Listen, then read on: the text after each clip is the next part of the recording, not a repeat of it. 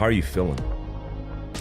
Today, in general, Just in general. yeah. I imagine it's like day to day, right? yeah, it's day to day. Like, you have your good days and your bad days, and you have to take it a day at a time. Because if you go down the black hole of everything that went wrong, you can't get out of it.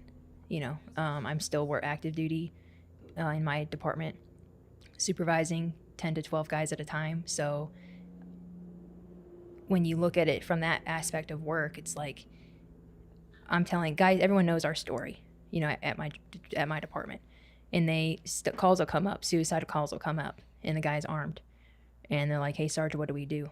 How are we gonna take this?" And we go about it, because I don't want to be put in the situation that Ben was in, or have my guys do the same. It's day to day. I have to take mental breaks and purposely put out time where I don't have to think about fighting for Ben, because I need, if I don't put my mask on, I can't help the next person. So if I'm not doing okay, I'm not gonna be able to help Ben the best way that I can. So it's a lot. There's a lot going on of trying to get his story out, because no one knows, because we weren't allowed to talk about it. Let's start from the very beginning, because you and Ben, who is your husband, who is also a police officer, came to me, was it 4 years ago? Yeah, it was Nearly. November of 2018. And we had talked about that circumstance because it just happened 6 months prior to that conversation. And there was an investigation, and a lot of the things that we talked about, we could not talk about out loud because it was still pending. Mm-hmm. I heard that story, which we'll actually talk about the details of that. When I heard that, I was like, well, that's easy, man. You're just following your own doctrine, right? For your own rules of engagement, your own protocol.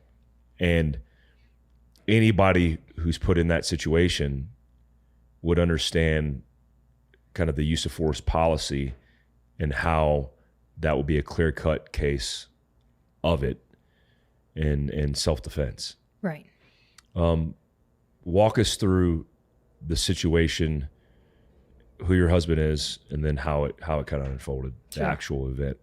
So my husband is Ben Darby. We've been married it'll be 6 years this October.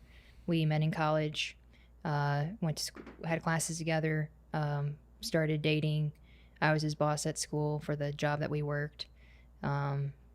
Eventually got married, started police academy in February of 2016, got married October 16, and we both work for different departments. So I worked 12s, he worked 8s. So going through the academy, which we didn't do together because Huntsville Police Department has their own academy. And then I went to like a state farm academy. But we didn't see each other a lot because of that. Because you were in different departments. Right. Yeah. And so we got cut loose, respectively, in July. So we were our own solo officer. April 3rd, 2018, Ben was on duty for Huntsville Police Department, working he was second shift out of the West Precinct. And he had only been on the department how long as a solo officer? 18 months. 18 months, okay. So a call came out over the radio. Dispatch asked for, I don't know what their 10 codes are because I don't work there, but basically expedite because there's a holding call that needs to get answered. And the call was suicidal man. He called dispatch and said, "I've got a gun. I'm going to blow my brains out. The front door's open." So anyone would think that's a possible ambush because, he's armed. He's welcoming you into his house. And nationwide, officers are taught to not go into a house with a guy with a gun because you don't know what's going on inside that house. You know more about the outside, and there's more that you can control. So you surround the house and call them out. Yeah, that's not a normal patrol call. That's right. Like you expedite. You do something more advanced. Right. So you would have, patrol would go and make the initial contact, but you would have negotiators and possibly SWAT or whoever on standby or getting ready to come to that. And so the Officer Piggies and Officer Beckles answered that call, and Officer Beckles asked if there was anyone else available, And Ben was on his way to the precinct to download some video, and he thought to himself, well, that can wait. I'm going to go help them because of the call. So he goes to the call.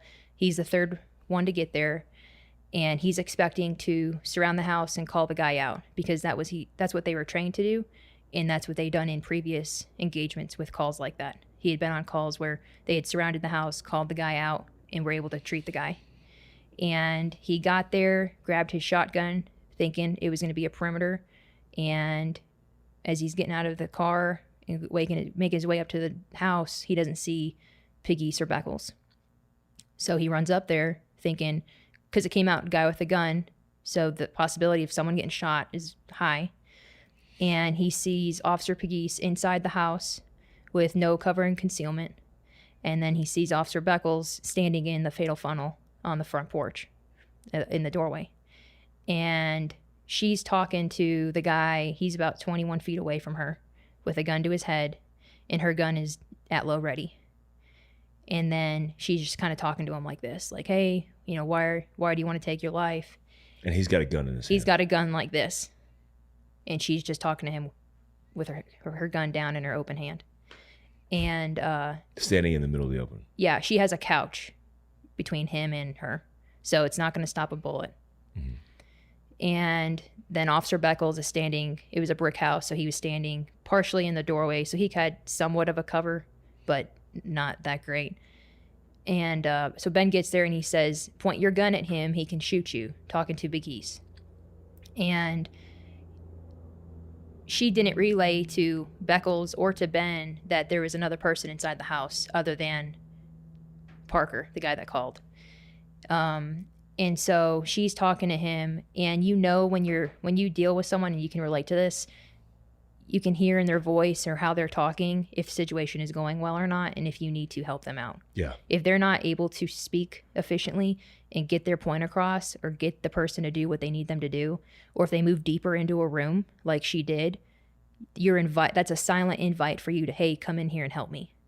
And so Ben and Officer Beckles came in the house, and Ben raised his shotgun at the guy and said, put the gun down. Now, at this point, the guy had like 5 or 6 commands to put the gun down, and he didn't. So there's your act. No action is an act. You're deciding to not do what you're being told. And the guy said, no, I'm not going to do it. And Ben said, I'm not going to tell you again, put your gun down.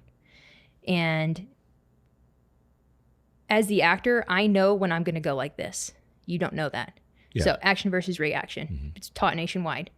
And when Ben said the second time, put the gun down, he shrugged his shoulders and went like this, moving the gun forward towards Ben, and Ben neutralized that threat, stopped the threat to his life and the other 2 officers' lives that were in that room.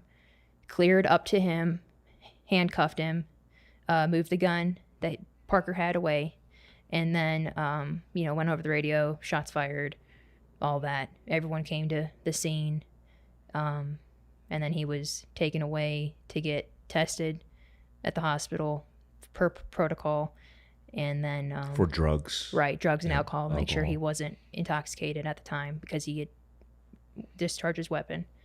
And he called me. I was at work that day. He called me, and I was going to an alarm call, and he said, "Hey, if you hear anything about me, just know that I'm okay."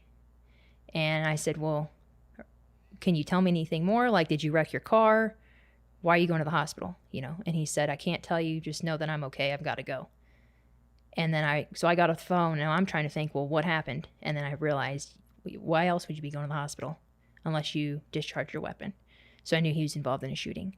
So I answered my call and called my supervisor, and I said, I need to go home, a family emergency. And I waited for him to come home that night, and you could tell he was very heavy. So that, he just shot someone. And I said, are you okay? He said, yeah, I'm okay. And I said, you want to talk about it? And he said, no. I said, all right. So let's go to bed, and, we'll get through whatever this is. We're going to get through it. And that was April 3rd. About 2 weeks later, he had an incident review board. So that's something in the department where they review anytime a firearm is discharged to make sure it's within policy, you didn't break any state, federal law, anything like that, that it's a good shoot.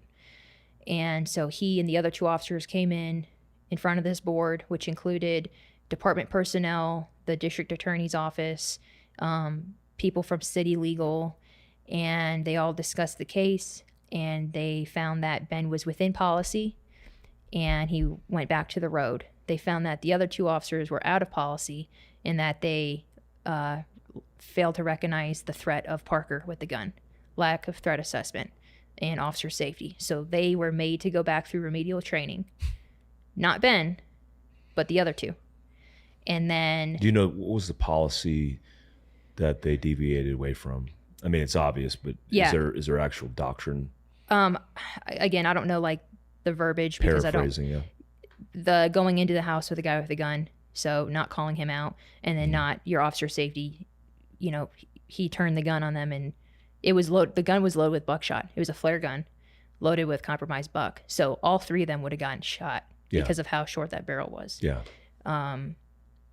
So basically lack of officer safety, and then lack of recognizing a threat to your life and going into the house when you're trained not to do that. They had to go through full remedial training for that, the other 2 officers. So the end of April, he was cut loose to go back, full duty, back to the road, and he went back to the road. And then the end of May, the chief pulled him in and said, hey, the district attorney is trying to charge you with murder.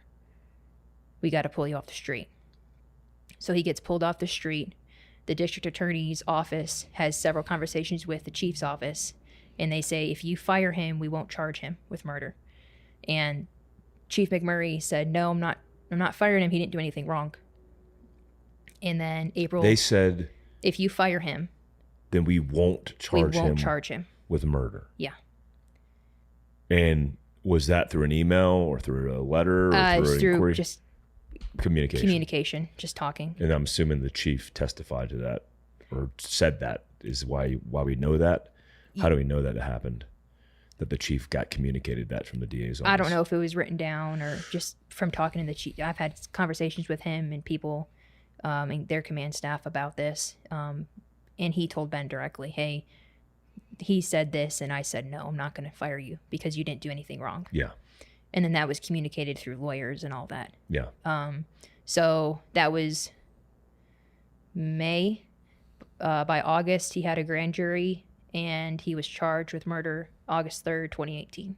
So he was formally booked in to the jail. We had to bond him out. He came home. How long was this after we talked the first time? So this happened before we talked. So we saw you in November. Yeah, he had already been charged. Yeah, he had been charged. He was charged in August, and then we saw you in November. Yeah, they filed the charges. Right. Yeah. Right. And then, and the way they file charges is based on a jury, basically a panel jury. Right. So they had it was a grand jury indictment. Grand jury, yep. So they had people from Ben's department, people from his training staff who taught him action versus reaction. One of those guys who was involved in a shooting and failed to react quick enough and got shot in the face. And he used that specific real life event while teaching Ben's academy and the academies after Ben. This is why you can't wait for the gun to be pointed at you. Of course. Which is case law. Graham versus Connor. You don't have to wait for the beat of the weapon to be pointed at you. Of course. And the people from HPD who testified to the grand jury, when they left, they said the grand jury was 100% on board with it being a good shoot. And then the DA held them over for a day and somehow changed their mind, which it's not hard to get a grand jury indictment. You can indict a ham sandwich. It's not that hard.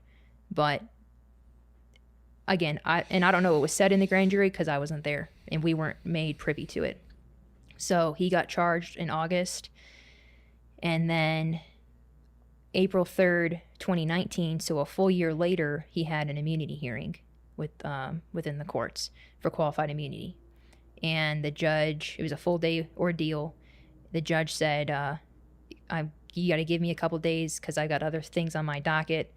I'll give you an answer by Monday. And I think this is a Wednesday or Thursday that we had court. The very next day, 8 a.m., no opinion. Denied. So she denied it, but didn't say why. She couldn't give us a reason why she denied it. She just said, no, you're denied. So we went through the courts with that.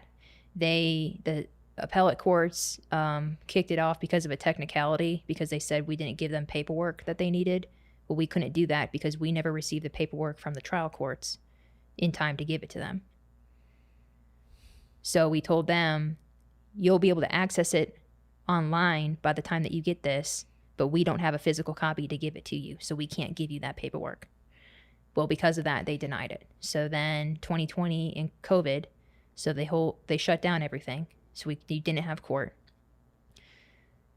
January, MLK Day of 2021, Ben's lawyers and the district attorney's office got together. The district attorney's office walked over the street and talked to his lawyers and said, hey, why don't we give him this deal, no prison time, 5 years probation, and he takes a manslaughter charge.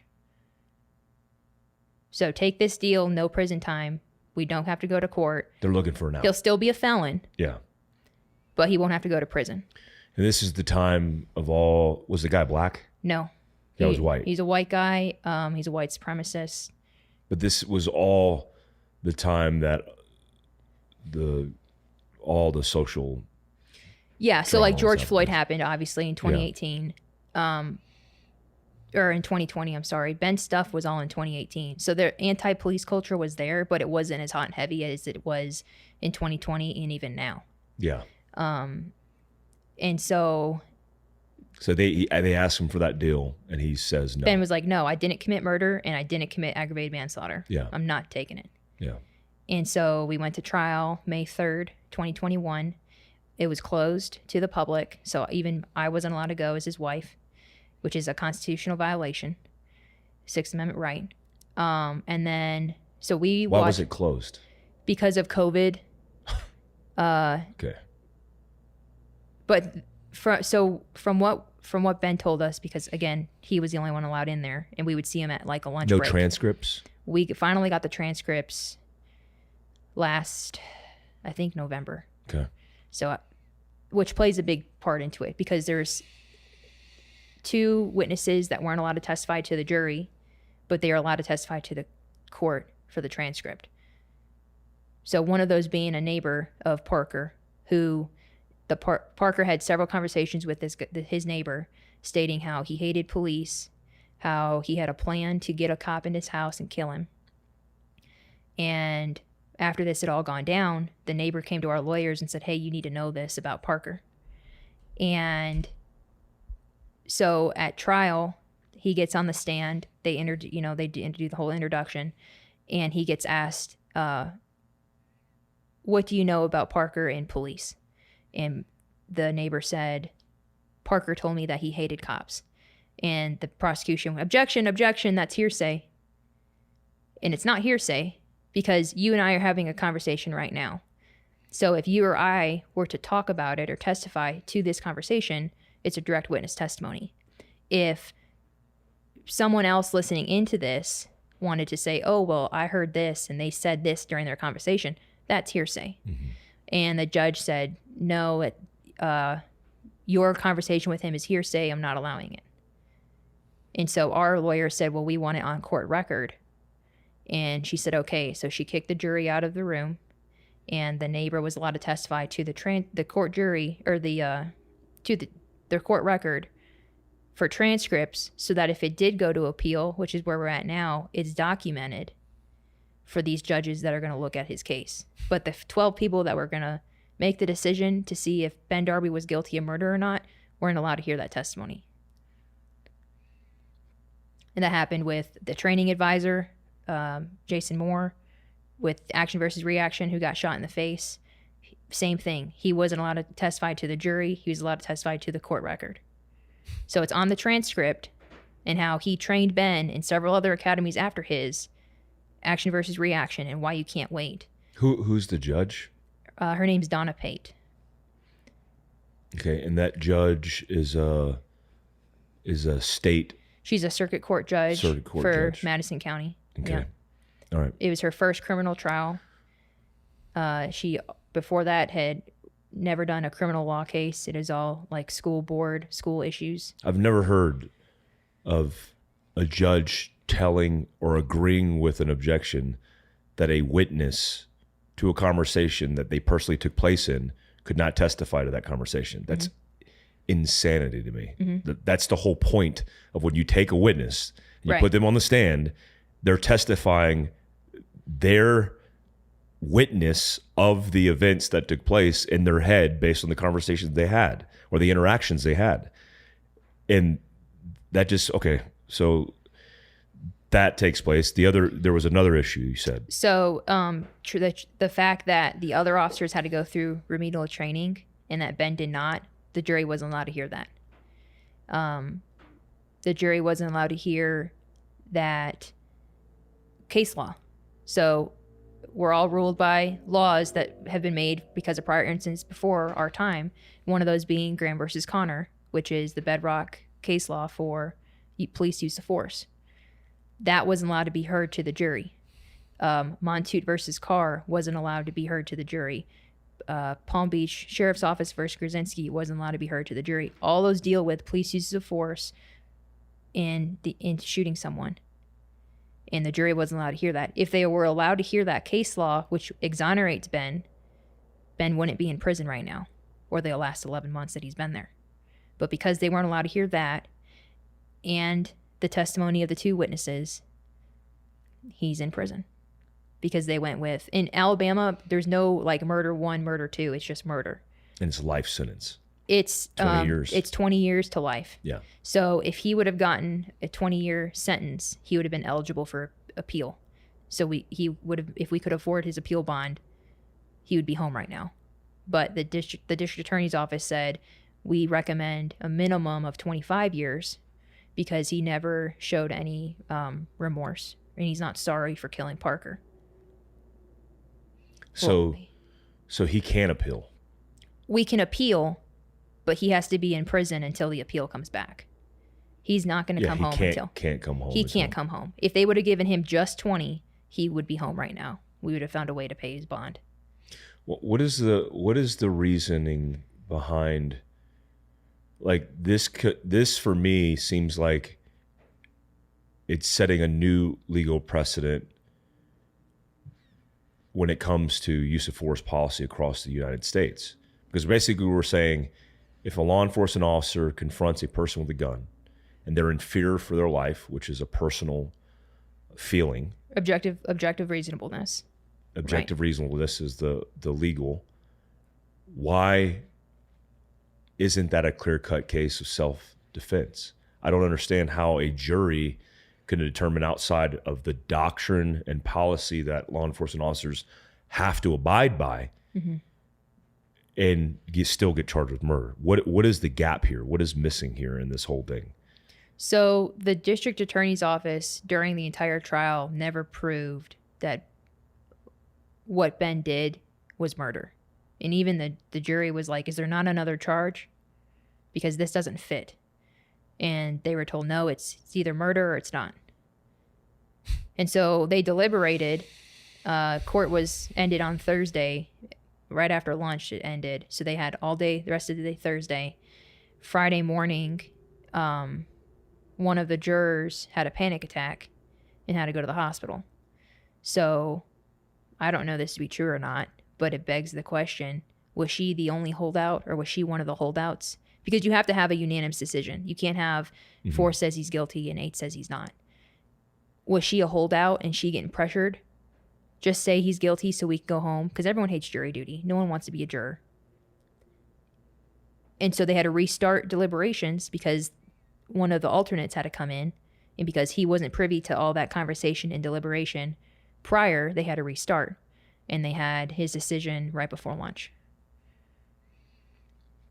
But Ben said, so the verdict comes back and we are rushing to the room that they have set up for us to watch the Zoom feed.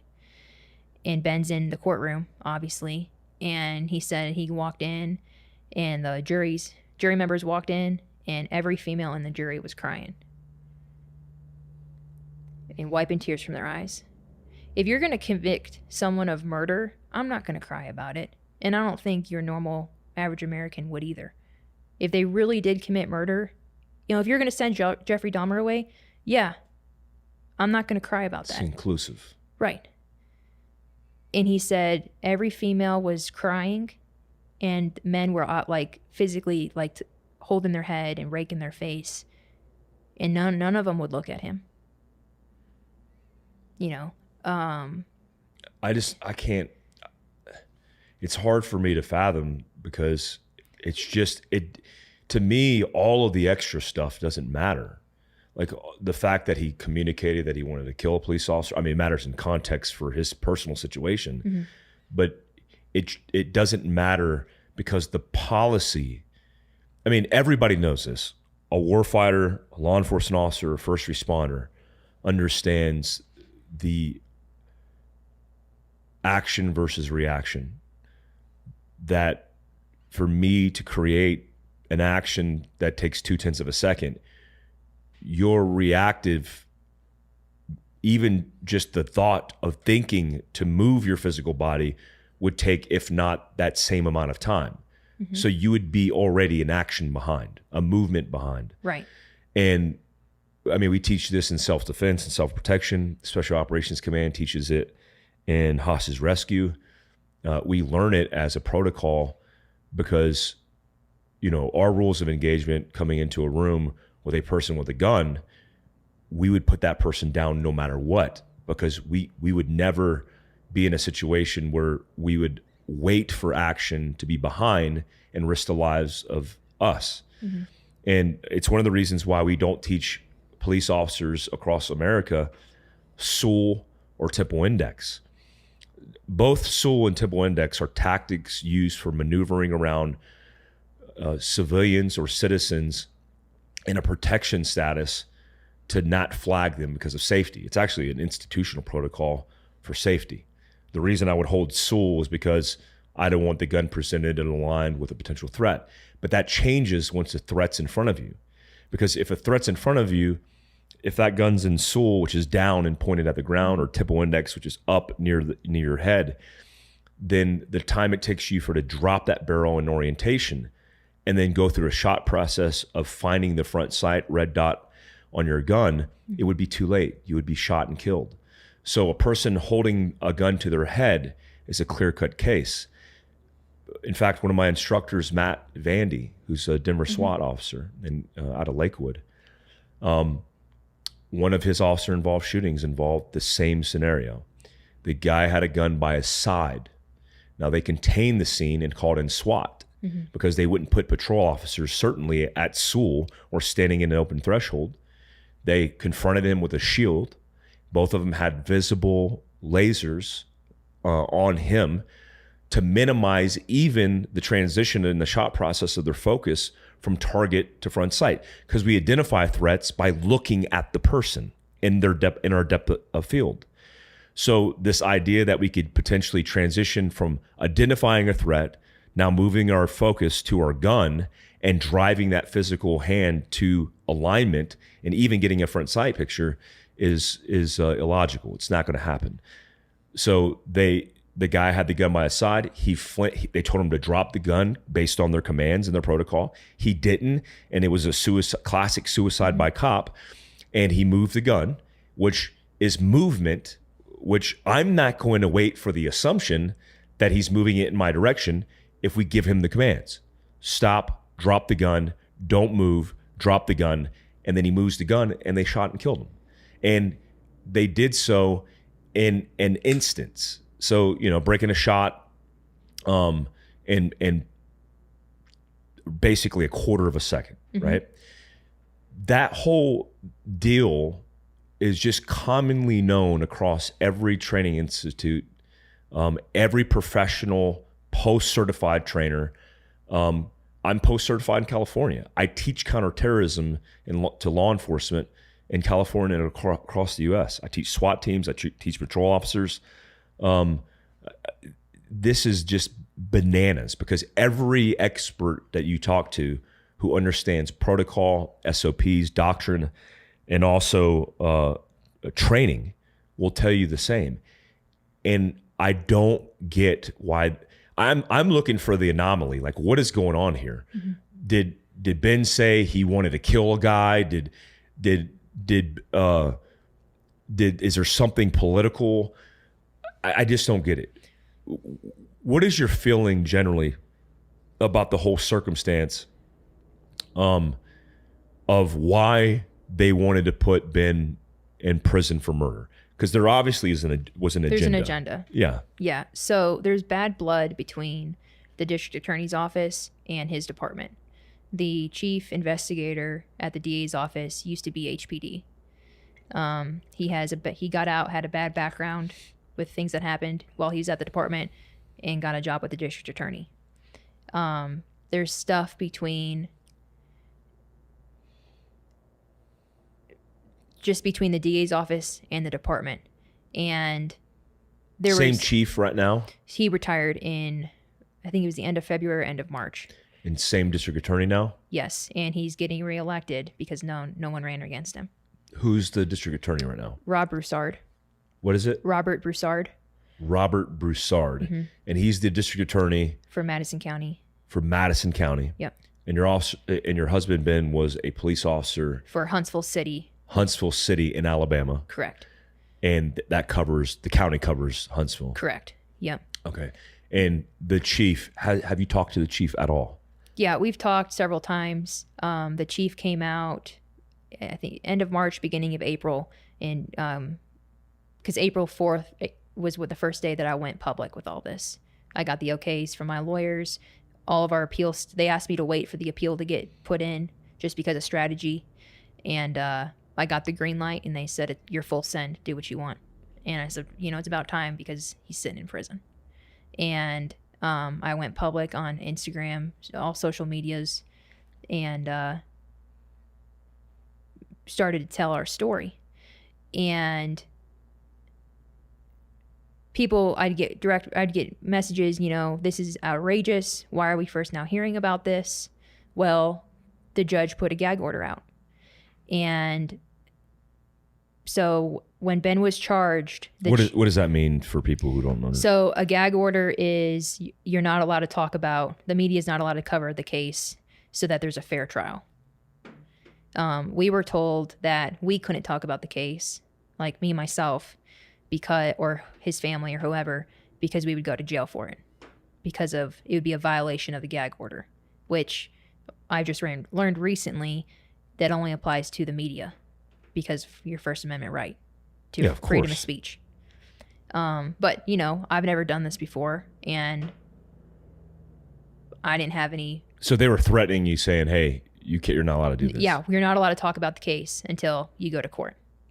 So I was silent because I didn't want to end up in jail too. We don't need both of us in jail, And so the chief came out, had a press conference, and said, I support Ben Darby. Ben Darby's not a murderer. Those were his words.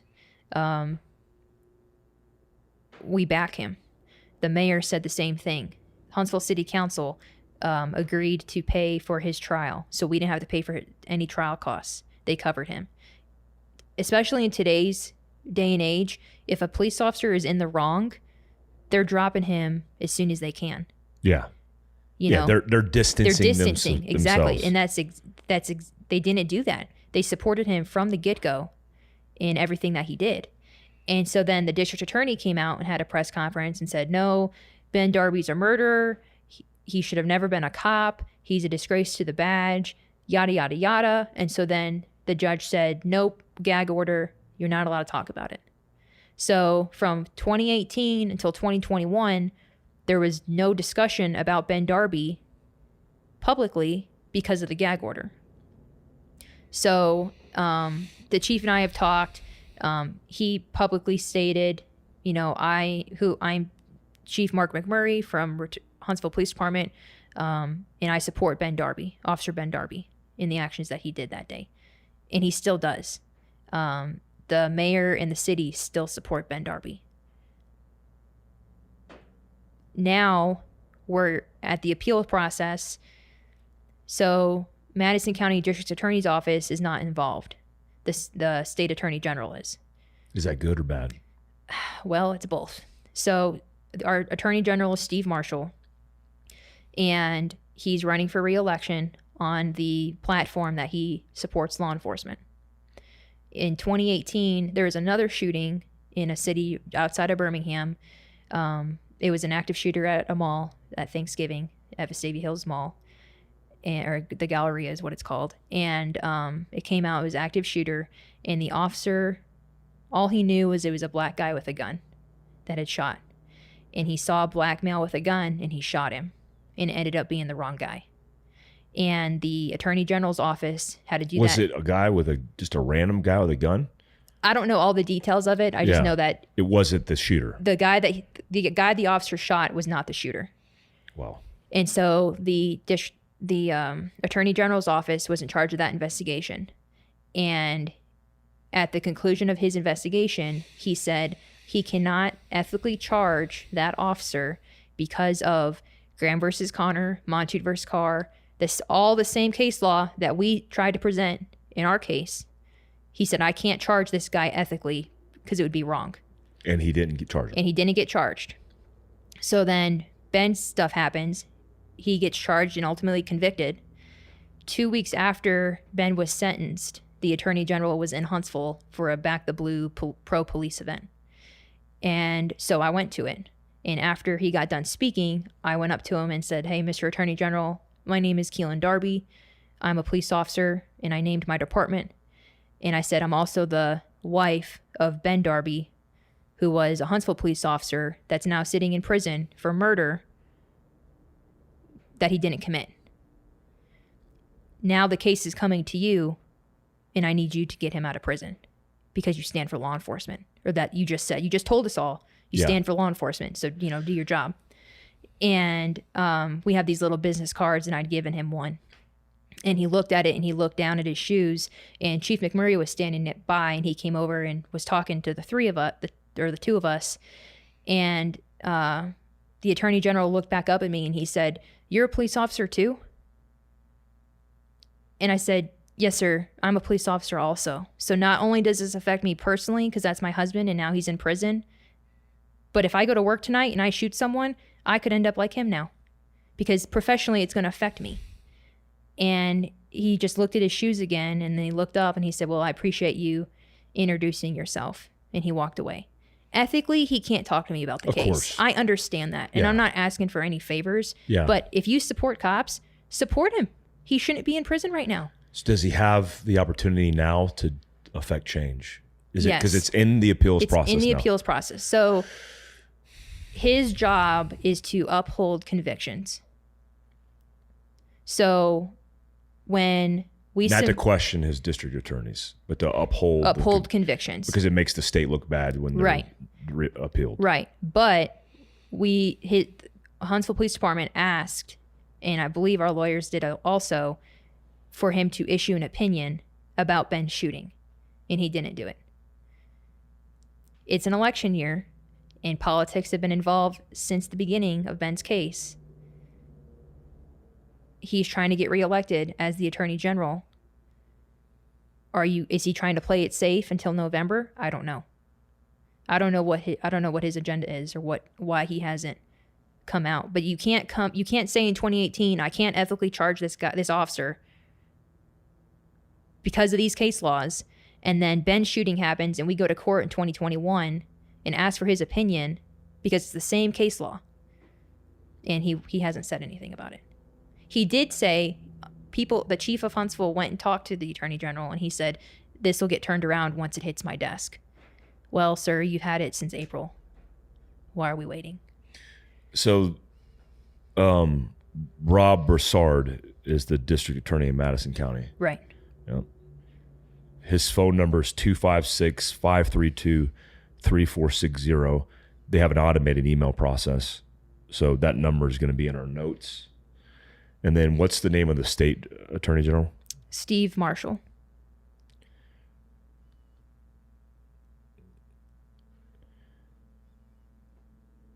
You got your pro timer here, John? You do? We'll pick one up at the store. I want to do a tactical review downstairs with her and test the times of moving the gun from my head to the target and breaking the first shot, and testing the times of moving from Sewell to the position. So we did with Sims. So we did. Ben and I both went to an FBI 3-day officer survival school. I remember you guys talking about this. Yeah, this is relevant. This is before the actual shooting, right? Yeah. So we went to that October of 2017, and it's 3-day class done by the FBI, and we went through several scenarios. One of them being a guy with a gun. And how quick this is, because of the microphone, how quick this is, and you're not going to pick it up. You're not going to beat me to bam. And we all went through this scenario, and we all shot, because you can't wait for this or this. As soon as there's movement, and because people have everyone's Monday morning quarterback, police and non-police. And they're like, well, he told them to drop the gun. What if he was going to drop the gun? I can drop the gun here without pointing it or coming forward. And he was given 7 commands to drop it. And like I said earlier, if he was going to drop the gun and comply, he should have done it the first time. It was his decision to not do that and wait until the 7th time and then act on it and then stop that threat. Parker was given his first chance to help on the line with dispatch. On the 911 call, you can hear the dispatcher say, "Stay on the line. I'm going to get someone here to talk with you." And you can hear him say, "No thanks," and he hangs up. And then the dispatcher tries to call him back several times, and he won't answer the phone. So the first opportunity he had for help and to help him out of his situation was long before Huntsville police officers arrived. It was on the phone with dispatch. He wanted to die that day. He just didn't have the gumption to do it himself. Yeah, a lot of people in these cases or these scenarios try to introduce like an emotional tether to kind of work in themselves through the understanding of why things took place. The reason doctrinally, whether it's the FBI or an institution or as trainers, I'm a federal law enforcement trainer. Mm-hmm. The reason we have to create these protocols is because if you don't go into these situations black or white and you involve emotion, it is going to create a more passive response, and you're not going to be able to act accordingly. And I just want people to think about the same scenario where the guy pushes his gun in the direction of the officer who's standing in the middle of the open behind a couch and shoots her in the face. Mm-hmm. And a piece of buckshot goes through her eye and lodges in her brain and kills her. Mm-hmm. And then how that would be presented, right? Mm-hmm. One, you go into a situation, and I don't care if it's a child with a gun. Right. The risk to your life requires the same protocol.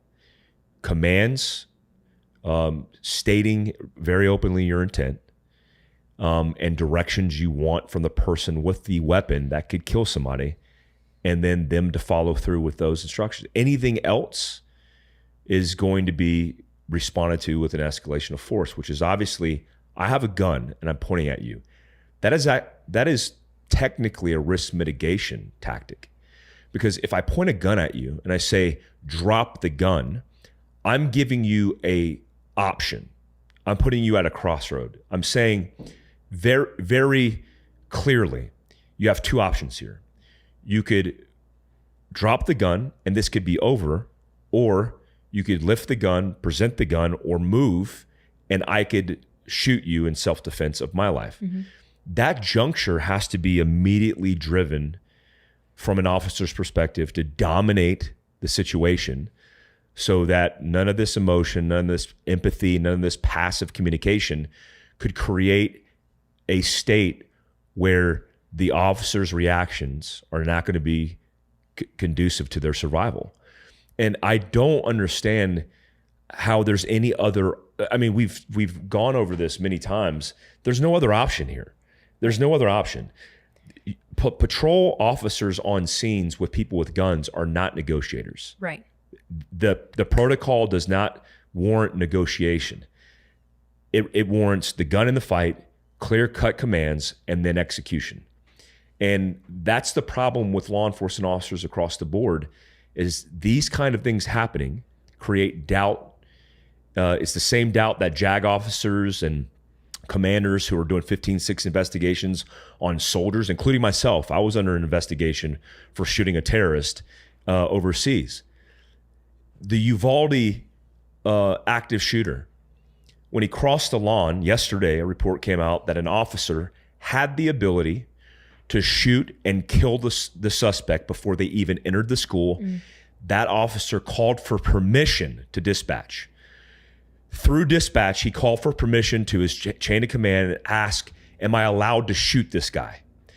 The investigation, because the investigation was released yesterday publicly, which included a multi-page report, stated that any officer in their right mind should have known their protocol to be able to stop that shooter, because they would have assumed that that shooter with that gun was an active threat to the public and should, and within the rules of their engagement, to end that. But I don't think that's the case, because if we have situations like this across the country, because I hear about this all the time.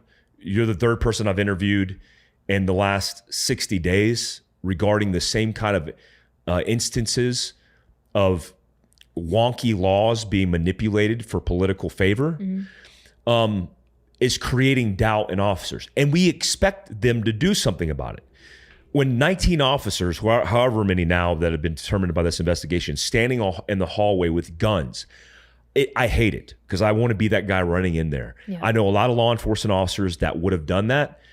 But when you look at the current climate of how we treat our police officers, what do you expect from a guy who's living in the same trailer park in the same community he polices because he can't afford, because he's not paid properly. Right. He or she's not paid properly.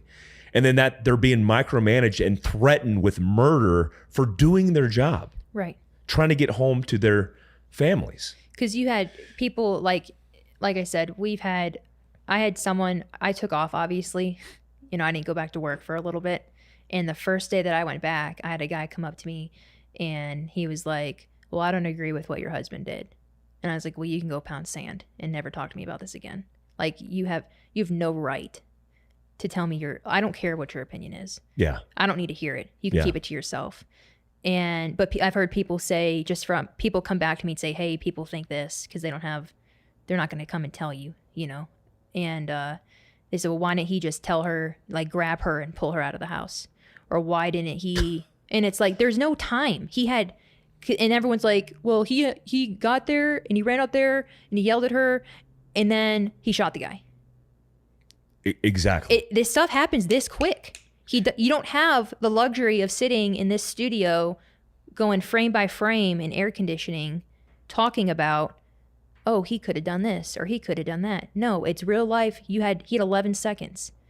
From the time that he got out of his car to the time he broke his shot, he had 11 seconds to determine that guy has a gun. She's not covering herself. She was at Sewell talking to the guy. At Sewell and like directing traffic with her hand. We don't want you to hurt yourself. Why are you thinking about hurting yourself today? At any moment, bam, you're dead. She couldn't have brought her gun up.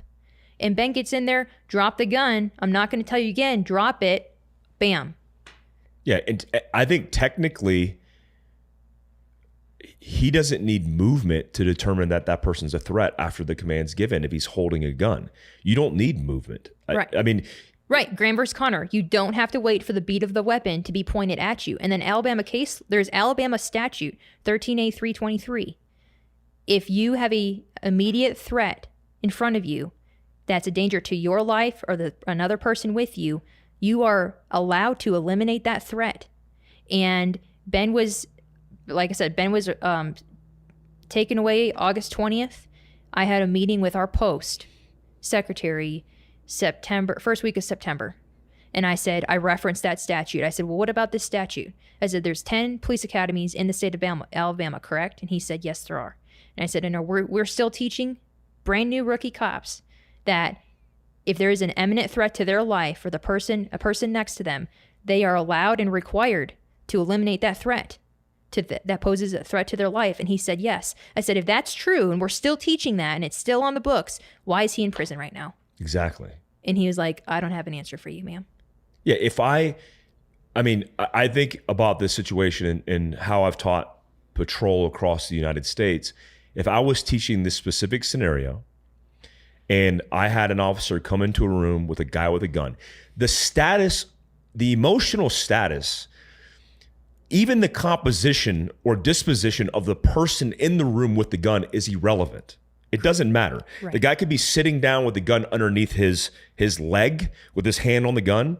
The guy could be, if the gun is 5 feet away from him, different consideration. That's an imminent, not an immediate. If the guy is holding a gun, he could be holding it in his pocket. He could be holding it in his jacket. It's why officers who are in pursuits in vehicles, when the guy breaks out and he's got a gun in his hand, he's an immediate threat. Right. He doesn't have to be shooting. He could be running and his arm positioned because he's building momentum to run faster away. If he's holding a gun, he is a immediate threat to the public and to those officers' safety. Right.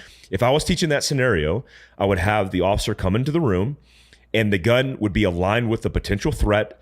As he gets orientation of where the threat is, he drives the gun to the threat and he gives a command. And he says, drop the gun. If the guy does not drop the gun, you're cleared hot. Right. Cleared hot. There is no like, hey, drop the gun. I'm going to wait for you to point this gun at me and I'm going to break a shot. I'm giving you clear commands. I'm telling you what to do. You have a gun in your hand. You're a threat to our lives and the lives of the people around you. If you don't drop the gun, I'll shoot you. That for me would take like no time, because it would be drop the gun. What do you do? Drop the gun. And the more drop the guns they get, the more likely that the threat is going to be able to get the jump, because we're proactively giving the command of execution, which is letting, or the preparatory command, which is giving them the up on the command of execution. We're saying, drop the gun. Now the guy's like, okay, now I need to navigate this scenario. What is my best tactical advantage here? So the more time in between that and the actual movement, the likely you are to see things degrade for the officer. And then their emotional capacity to deal with that situation, because they feel empathy in the middle of an engagement. Right. Ben didn't want to shoot him. He gave him a second command, drop the gun. And in court, they wouldn't objectable reasonableness. It's through that officer's eyes who used that use of force, how they viewed it, not how you view it or Joe Blow views it. It's the officer that uses the force. It's their perception, yeah. Their perception. That was Ben's perception was not allowed. They had to look at it through the female officer, Officer Pegues. She wasn't threatened. So because she wasn't threatened, Ben Darby shouldn't have been threatened. No, that's not how that works. Wow. And the fact that she even stated she wasn't threatened is against her own policy, against the institution that trained her, and against logic and common sense if she understands tactics at all. She testified that she did not feel at the time of the call, during that situation, she did not feel that she was in threat of her life. After going through the remedial training that she was required to go through, she said, yeah, I guess I could have gotten shot. What is the status of her in this situation? Because I feel like if this situation unfolded and she wasn't in the room, completely different scenario. If Ben would not be in prison today if they never went in the house, if she would have followed their training. The last that I heard, she testified in court that she works for the FBI. I don't know if that's true or not. All 3 officers that were involved that day no longer work for Huntsville Police Department. She got rewarded, or I see it as a reward. After the incident, they made her a school resource officer. And the school that she was there to protect had a gunman nearby. The guy never made it to the school, but it was just a call that there's a guy near the school. And so a bunch of patrol officers went to that call for obvious reasons. And one of those guys I'm friends with as well as Ben, and he told us, he said, yeah, we got there and told her, the real police are here. You can go back to your office. Don't worry about it. Yeah. We'll handle the threat. Yeah. Because you didn't do it with Ben Darby, and now he's in prison. The fact that she's a police officer at all. Right. I mean, if I'm the chief of police or a supervisor, a sergeant even, and I find out that one of my officers was inside the room with an armed gunman at Sewell. She was at Sewell. with a presentation of her other hand up, which means even more so, she's not in a position to drive the gun to the threat, and she's negotiating with her hands, I would fire her. And when Ben got there, he told her, point your gun at him. He can shoot you. You can see her body, because I've seen all 3 body cameras more than I wish. You can see her bring the gun up, like very weak, put the gun up, and then you can see her whole body, her whole camera shift. The gun comes off of Parker. She looks at Ben. He's not going to shoot us, and puts the gun down. What? So in that split second of he's not going to, bam, I'm dead. Because I'm focused now. She's checked out. She's checked out the whole time. She didn't think this guy was going to kill her. And the fact that she's contesting. The fact that she's alive right now, you know, she should be thankful for Ben, because she would be dead right now. If Ben never got in there, she'd be dead. I 100% believe that. If she's in a position where she's with another officer and she's having to be told to present her gun to the threat, and then she's contesting in the middle of a confrontation with a person with a gun that he's not going to shoot her, or what is I don't understand how that isn't a big part of this case. Like, that completely is incompetence.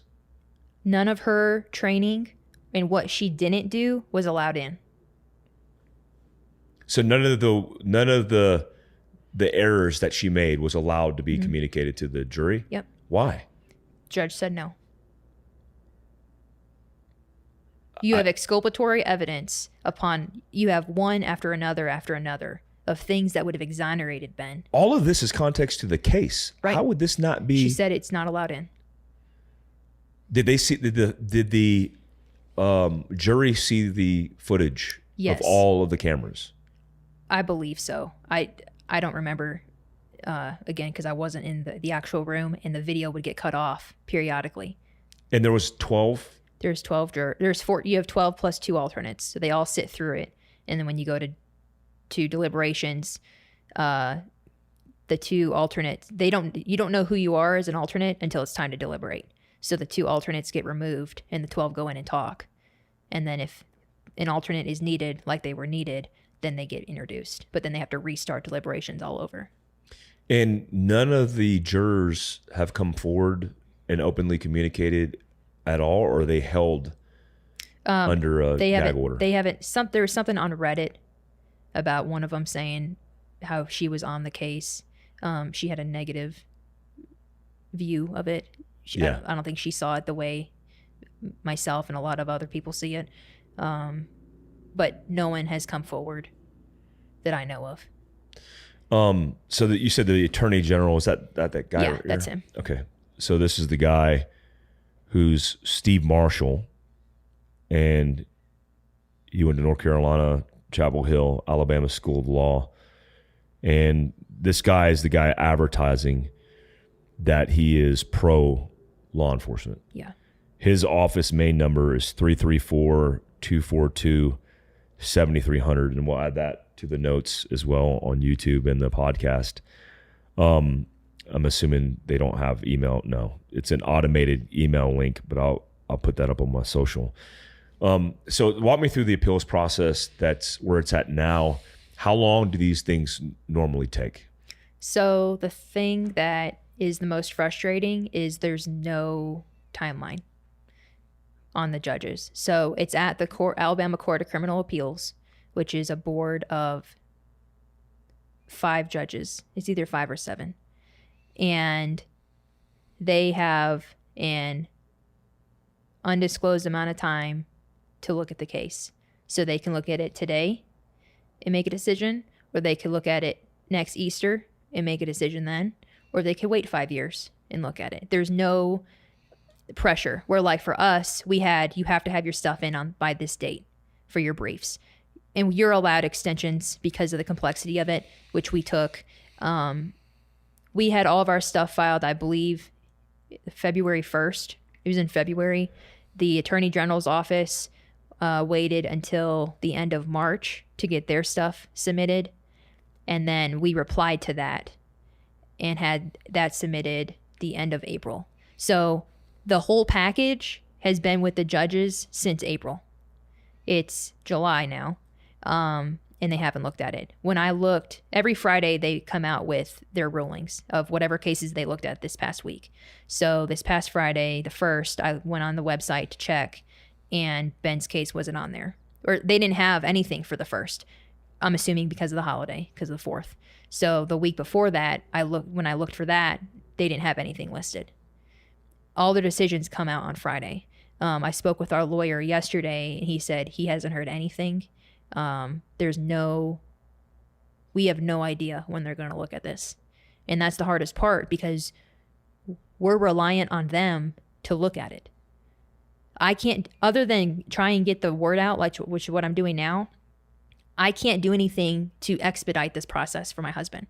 He will sit day for day until they decide to look at his case.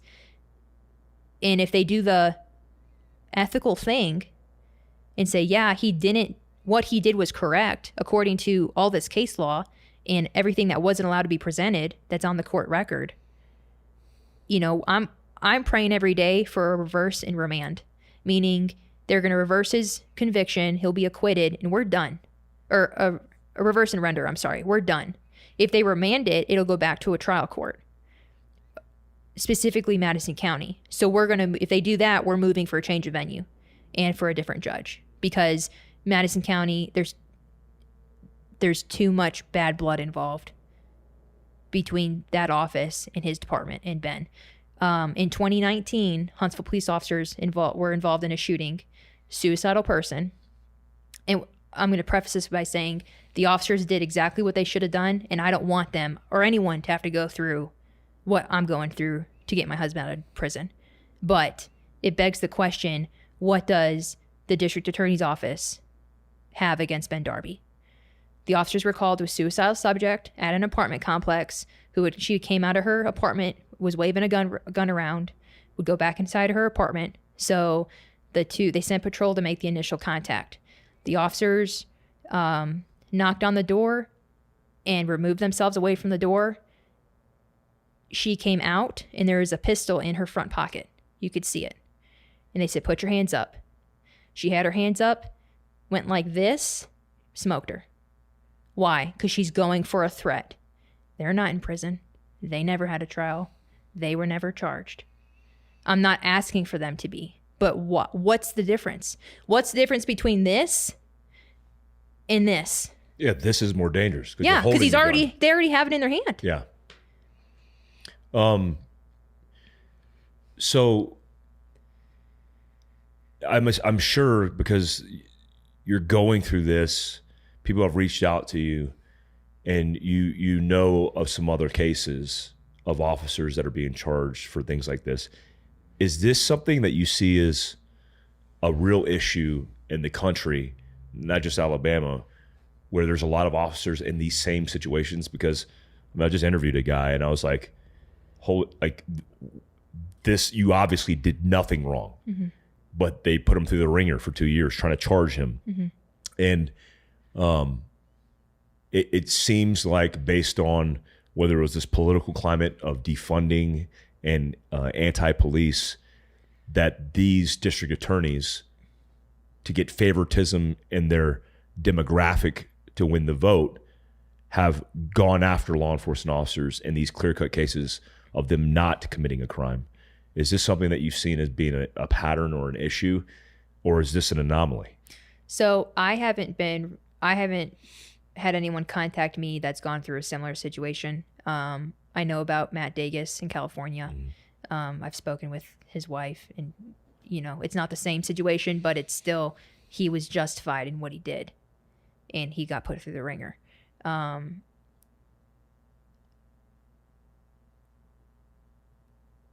don't know if it's, to me, Ben's case is the only one that I know of, because I don't have time to go look up other cases, because I'm still active duty. I still work every day. I've got 3 full-time jobs. My department, getting Ben out of prison, and then trying to maintain my sanity, So I've got other people working on things to help me navigate all this because I've never gone through this. I mean, who's gone through this before? It's not like you can go to the phone book or go online and say, call whoever, hey, you went through the same exact thing. What do we do? You know, we're completely in the dark. So I don't know of other officers who have gone through something similar to this. I'm sure they're out there. I don't know who they are. So this is pretty extreme, obviously. This is an extreme circumstance. That, have you seen anybody in your network or people that you've met who are willing to go to bat? Like, where's the governor? Where are the popular people in this situation that are advocating for Ben's release? Yeah, so we've had, from the very beginning, we had the Blue Justice Project, which is a very homegrown organization out of Pennsylvania. She was an officer, was involved in a shooting, got charged and was cleared, got acquitted. She retired and started her nonprofit to help police. She's been with us since day one. Lisa Merkel, godsend. And then we talked with you. You were the second person that Ben talked to publicly about it. And then I had reached out to the Resiliency Project in California and went and spent a week with them trying to get everything out. And then from that, we've had people, I've been able to go and speak on their shows like I am today. And then just recently, the Pipe Hitter Foundation picked us up, which is huge because, Eddie was thrown into prison for 9 months wrongfully. And just like Ben, he's wrongfully in prison for 11 months now. Having the support of all these people has been huge. The governor is aware of our situation from what people tell me. She had posted, Police Week is always in May. And she had posted some, I stand with law enforcement, and people I had tell me that they wrote her, DM'd her account, which I know she probably doesn't look at it, but contacted her, if you support law enforcement, support Ben Darby and get him out of prison. Someone has asked me, why can't she pardon him? That right to the governor was taken away by a previous governor because he got charged with something, so they didn't want him to pardon himself. So Governor Ivey cannot pardon Ben. For Ben to get a pardon, it would have to go through the Board of Pardon and Paroles, and or the district attorney and judge who made the sentence.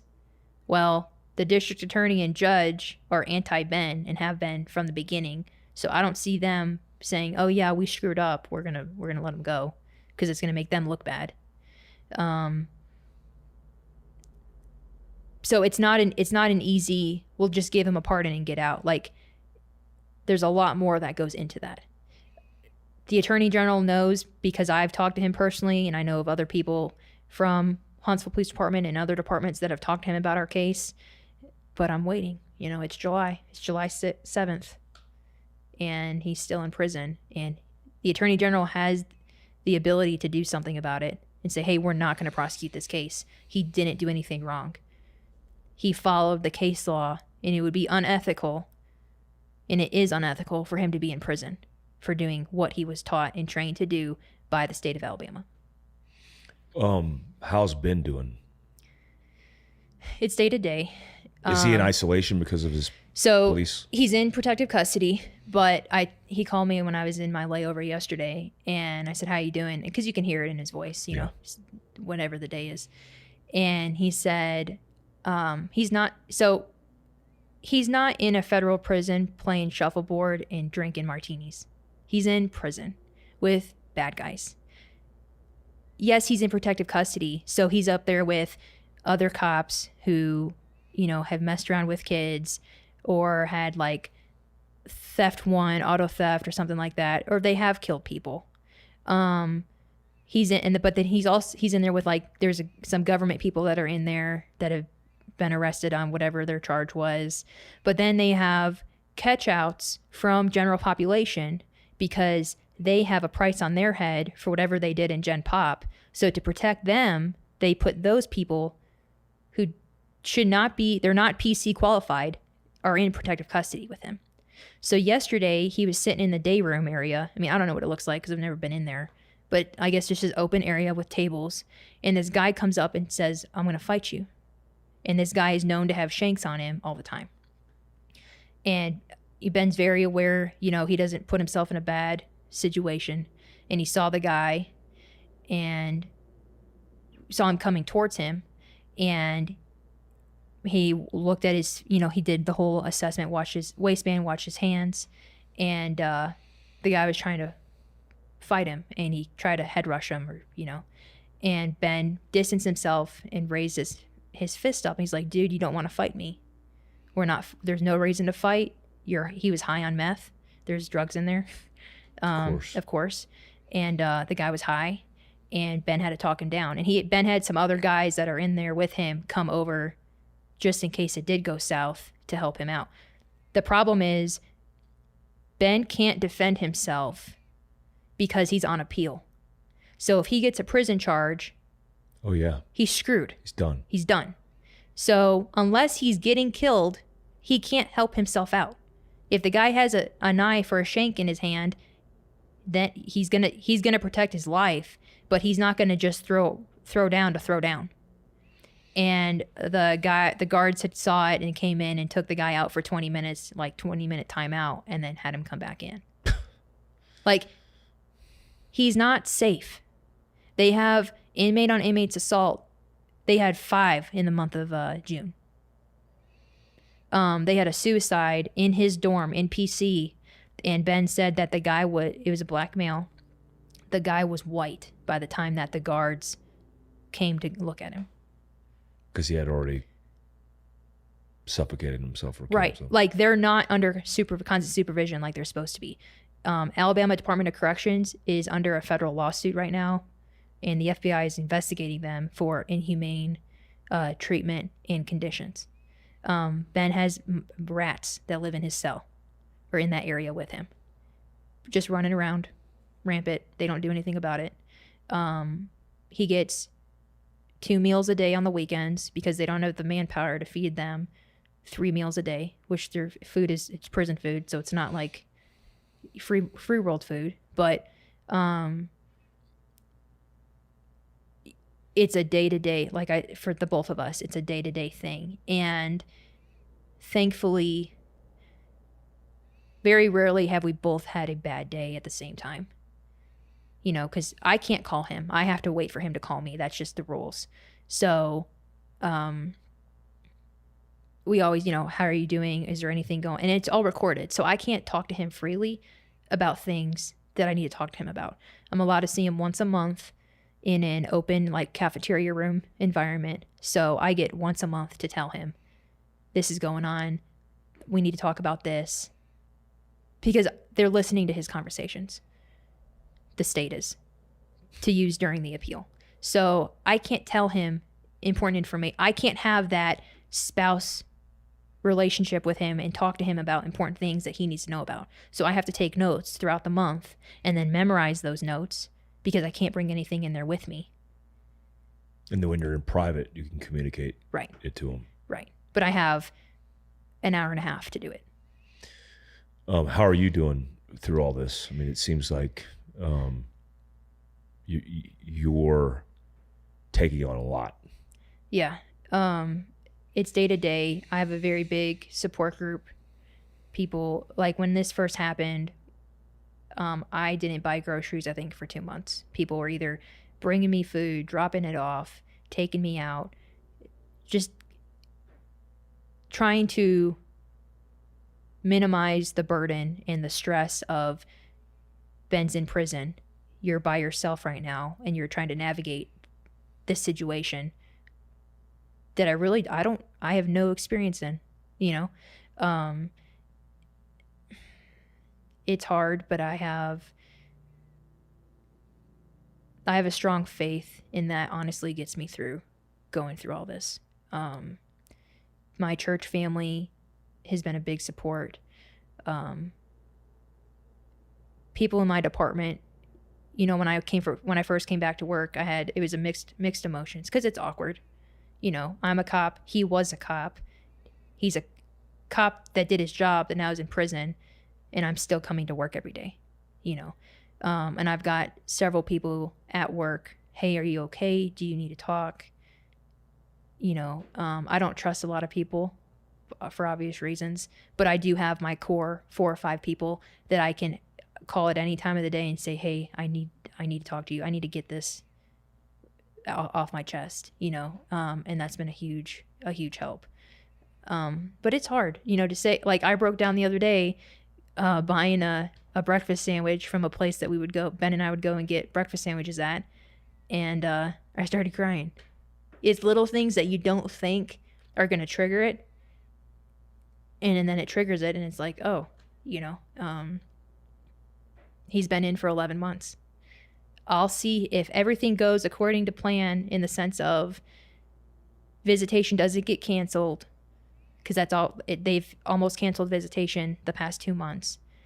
I will have seen him for a total of 14 hours the entire year, person face to face. If the appeals process goes through, what's the best case scenario and what's the worst case scenario? So, worst case scenario, I believe we've already gone through, because he could have been dead. Best case scenario, they reverse and render him, meaning they reverse the conviction, he gets acquitted, and they drop the case. They don't try and have a retrial. Most likely scenario, they reverse and remand, so they acquit him and have a retrial. I guess in the appeal, the worst case scenario is he's stuck there until his parole date, which is 22 years. He won't get parole for 22 years? Yeah. I think he can. His first chance at parole is in 2043. And it's... That seems excessive. And you've got... Yeah, it's an excessive sentence. And we had... Prior to sentencing, we had asked people to write character witness statements for him, stating how he's not a bad guy. There was no malice. He didn't wake up that day and say, I'm going to go to work and kill someone. Bam. There's Parker. I'll kill him. That never happened. We had people write letters to his testimony and their interaction with him, how he was a good man of good morals. He wasn't a murderer like they're saying that he is. We had, I think, 72 character witness letters come in, presented to the judge.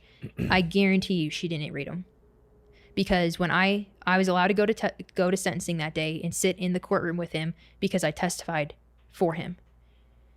And so he had 5 witnesses that were allowed to talk for him, and then he was allowed to witness for himself. And so we had our pastor, his lieutenant, me, his dad, and a childhood friend of his all testify to Ben's character. And when I got up there to go swear in, I stood and, I took my oath that I was going to say the truth. And I sat down, and as soon as I sat down, she sat back and she never looked at me. Usually when you talk to someone, you make eye contact and you listen to what they're saying.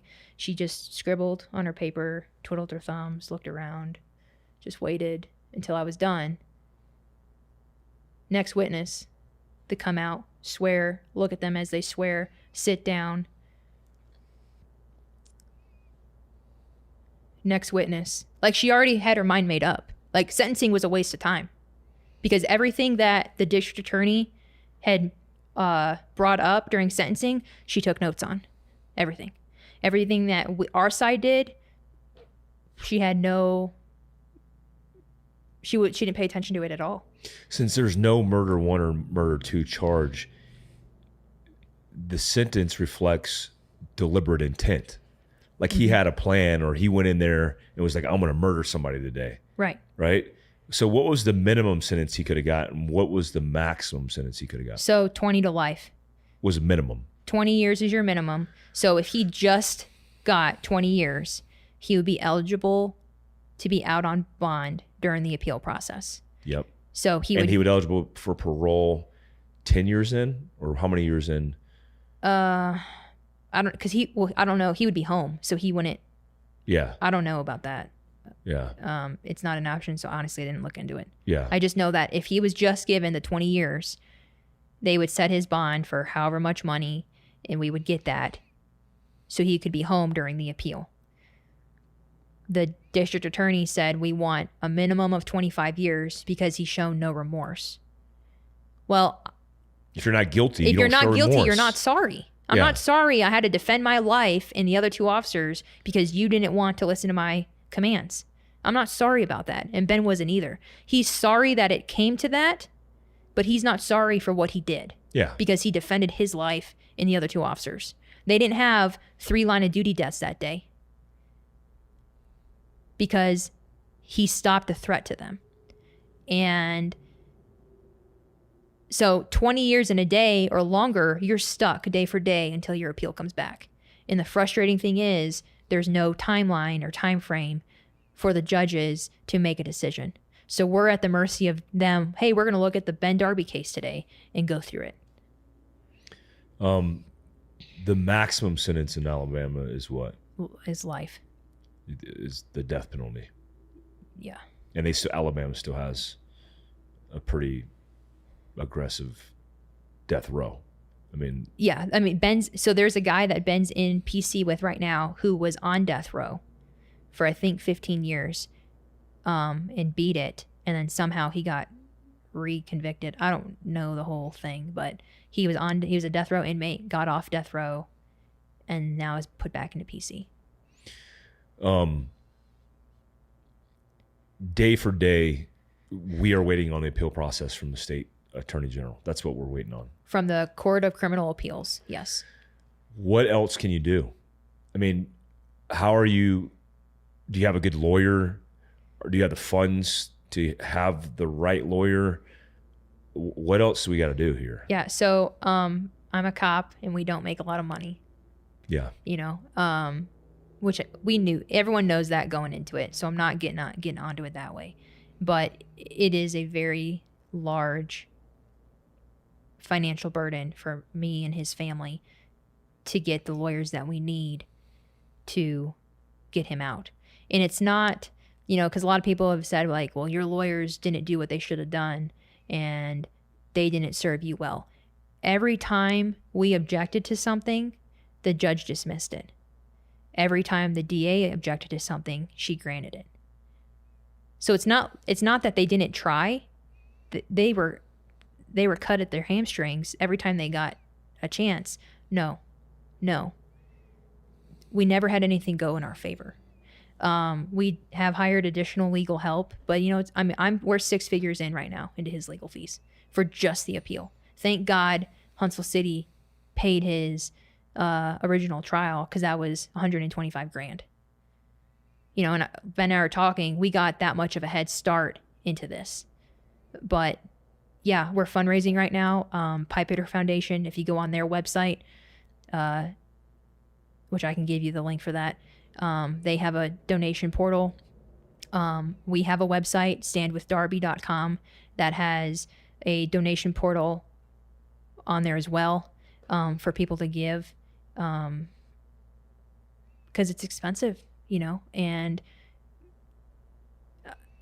I net, I think like high 30s, low 40s every year. And we're 6 figures into his legal fees, No unions are helping you? It's not a union state. It's a right to work.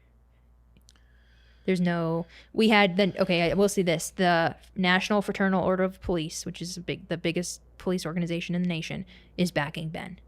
They wrote an amicus brief demanding for another trial because Ben was not given the proper trial procedure. So if you have, like I said, the chief, the mayor, the city council, and the FOP backing you, you obviously didn't do anything wrong, because if you did, they would have separated you immediately. So what are they doing? The National Fraternal Order of Police, what are they doing when it comes to the state appeal? Are they just writing letters? Is that all they could do? I don't know everything that they can do. They wrote a brief to the courts siding with us, defending Ben. I think it was like a 32-page report that they wrote. Oh, wow. So that's a big deal. Yeah. Because they've got a million other things nationwide that they have to look at. but they chose to help Ben Darby out. Is that report available for public viewing? It's on our website. Okay. Mm-hmm. Maybe we should disseminate that as well. Yeah.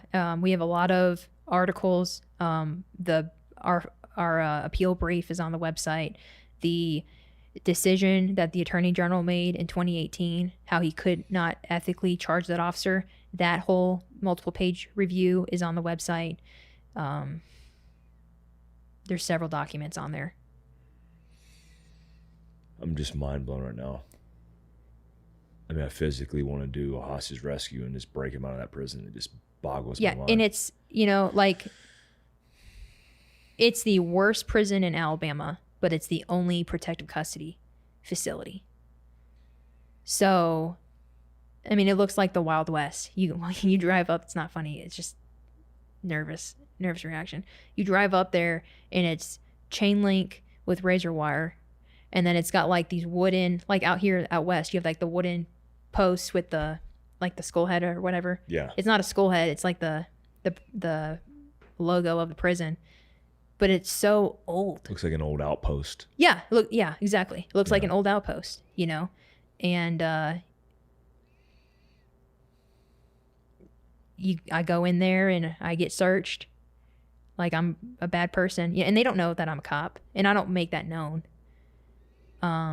We go in there and you got to get searched, and then they roll the door and you go through, and they roll it behind you, and then they roll another door and you can go into the cafeteria.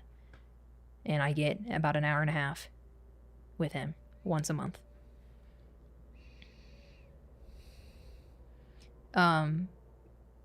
He looks okay. He's leaner, a lot leaner, obviously, because he's not eating good food. He doesn't have access to a gym. They don't have the PC guys go over there. So he does, prison workout in his cell. He's allowed to go outside once a day for, I think, an hour, at least an hour. When he first got arrested, he was in solitary for 19 days in Madison County Jail. He was in 23 in, 1 hour out. So that hour that he had out, he would call me, and then he'd call his parents. And then he got moved to Kilby, which is the state processing area for prisoners. They don't have PC, so they put him in a cell, a 6x8 cell, and he would get a 15-minute break every 4 days. The media found out before I did that he got moved to Kilby. I went 56 hours from the time that from when I last heard from him during that time to the time that he was allowed a phone call at Kilby. And when I got the phone call, I had 20 seconds, and then it hung up and changed over to a phone tree, and I had to put money on the account so that I could talk to my husband. So I'm trying to go through all that, and he keeps calling me back on the other line because the phone got disconnected. So I would try to take the call, but I wasn't able to talk to him. It would just go to a phone tree. So I'm trying to get this set up, not knowing if I'm going to get another phone call, because that was his first phone call in 56 hours that he was able to give to me. I get it all set up, and it says, we'll reconnect you, and the phone goes dead. So I, of course, am a wreck, and I'm at work when this happens. And I go into my lieutenant's office, and I said, I gotta go. I'm taking my break. I'm done. I'm turning my radio off, and I'm going to the gym. I need a break. And he was like, you can go home, do whatever you need to do. Don't worry about it. And thankfully, Ben was able to give me a phone call 20 minutes later. And it was the first time that I was able to talk to him. And I was like, are you okay? And he was like, this is where I'm at. They've got me in a 6x8, and I'm not allowed out for 15 minutes. He had 15 minutes to, you can call your wife or take a shower. Your pick. The time's running. Clock's running. So he would call me 15 minutes every time he was allowed, and then take a sink bath in his cell. The conditions that he's in. He's not a prisoner. He's not a murderer. He should have never been charged. They never had enough to charge him. But politically, we're able to finagle that. And now he's sitting in prison until the judges... With murders. Yeah. And when he was in Kilby, so because of his PC status, he should have never been around other inmates. For whatever reason, he was put into a pod of convicted murderers, one of which killed a cop. And he's sitting in there with them, and thankfully they didn't know who he was. Because I'm sure if the cop killer especially, if they knew, there's your easy shot to kill another cop. They have nothing to lose. Exactly. They know that they're done for the rest of their life, or for the next 20 years minimum. He's not safe. He's not a murderer. He's not safe. And I'm basically stuck until these judges look at it. What about Congress? Have you reached out to Congress and your Senate? I mean, have you talked to any federal? I've talked to 2 senators in Alabama, but nothing really. We talked about the situation, but nothing has come of it. But no congressman or woman? No. Okay, so I think that's the next step. I mean, I'm just trying to think outside the box here for. Yeah. Well, the next step is national news. Yeah, so pipe hitter. I'm actually gonna be talking with Tommy Larian Monday. Okay. On her Outkick show. Yeah. Outkick coverage. I'm hoping that the people that the Pipe Hitter Foundation has set me up with, I've been on radio, 10 and 25-minute radio bits throughout the country over the last 3 weeks, just calling them and telling him the very concise version of what happened. And we've seen some support come in from that, which every dollar, every penny that we get that comes through these fundraising portals goes straight to legal fees. I don't live off of it. I live off of my paycheck, and I make it by on my paycheck. But I don't use these people that donate. I don't take any of that. I don't. Coming out here, I paid for that. You're paying debt. I'm paying on legal fees. Yeah, because you're in debt. Yeah, a lot. I'm 6 figures in debt right now. Have you talked to anybody from Fox? No. Okay. And then nobody from Congress. Yeah. All right. I'm assuming that the people that Pipe Hitter has me set up with, they're my media guys, guy and girl. So they're dealing with all that, trying to get me set up on all these things. I'm assuming that that's coming down the pike. But I'm waiting, They're trying to get stuff scheduled, and then I work nights. So I've come off of a shift and gone on a radio bit, dead asleep, but I'm trying to tell our story, because I'll do whatever I can to get them out. If I have to stay up and not only get 3 or 4 hours of sleep and then go into shift that night, unfortunately, that's what's going to happen. Yeah. Because he doesn't need to be there, and I'm desperate to get him home. You don't realize how much you don't realize your marriage vows until you're put into a hard situation. And I met him when I said them October 2nd, 2016, but I didn't realize what they actually meant fully. I mean, I knew what they meant, but fully understand, to be there in sickness and health, during the good and the bad times, during the ups and the downs. We're in a down right now. We're really down, and we're trying to fight to get out of this pit that we're in. And anyone who would be willing to help us get a innocent man out of prison, yeah, I'll take anything I can get. Yeah. Let's get off the podcast and get it populated, and then take the link to the podcast and share it, and then try to reach out to points of contact. Okay. And see what we could do. I appreciate you coming out here and talking with me. We got a lot of work to do, but the story is the most important part of this, because people need to know. Mm-hmm. This is crazy. I appreciate you being there for us, since 18, and then having me come out and share, because people don't know. We wanted to do it earlier, but I know there was a whole bunch of things going on. Yeah, scheduling, and no, half of that was on me. So. All right. Guys, the links are in the notes below, and then I want to do this tactical review thing. I'll do that on my own, and then we'll get hot on some strategy to see how we could help affect this. If you're listening to this, share the link, tell people, make noise. I mean, unfortunately, it's how these things work, where if a state attorney general or local attorney general knows in the public eye that they're being perceived as being one way or the other, they have to come out and make statements, make effective change. And hopefully that's what this leads to. Yeah. Because it's needed right now. Thank you. Thank you. Yeah.